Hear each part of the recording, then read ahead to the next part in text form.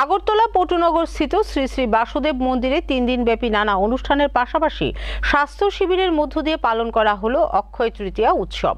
মন্দিরে কর্মকর্তাদের উদ্যোগে আয়োজিত একদিনের মেগা স্বাস্থ্য শিবিরে প্রায় 300 মানুষ স্বাস্থ্য পরীক্ষা করে বিনামূল্যে ওষুধপত্র নিয়ে যান। আগরতলা পটুনগর স্থিত শ্রী শ্রী বাসুদেব মন্দিরে 3 দিন ব্যাপী নানা অনুষ্ঠানের মধ্য দিয়ে পালন করা হলো অক্ষয় তৃতীয়া উৎসব। এই উৎসবকে সামনে রেখে প্রথম দিন অর্থাৎ গত 8ই মে মন্দিরের ভক্তবৃন্দদের উদ্যোগে এক মেগা স্বাস্থ্য শিবিরের আয়োজন করা হয়েছিল। এই স্বাস্থ্য শিবিরে এলাকার প্রায় 300 মানুষ নিজেদের স্বাস্থ্য পরীক্ষা করে বিনামূল্যে ওষুধ নিয়ে যান। অন্যান্য চিকিৎসকদের পাশাপাশি এদিনের স্বাস্থ্য শিবিরে রোগীদের স্বাস্থ্য পরীক্ষা করেন প্রাক্তন বিধায়ক তথা চিকিৎসক দিলীপ দাস। আর 9 তারিখ গঙ্গা আনয়নের মাধ্যমে দিয়ে অধিবাস পালন করেন মন্দিরের ভক্তবৃন্দরা। গতকাল অর্থাৎ অক্ষয় তৃতীয়া দিন ভাগবত যজ্ঞ পালন করা হয়।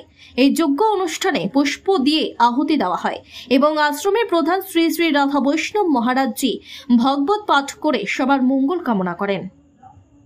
এটা যারা এই বাসুদেব মন্দির, এটার যে কর্তৃপক্ষ আর এখানকার যিনি পরিচালনা করেন এবং সাধু মহারাজ যিনি, তাদের উদ্যোগে এবং ওদের যারা ভক্ত তাদের উদ্যোগে আজকে এটা স্বাস্থ্য শিবিরের আয়োজন করা হয়েছে।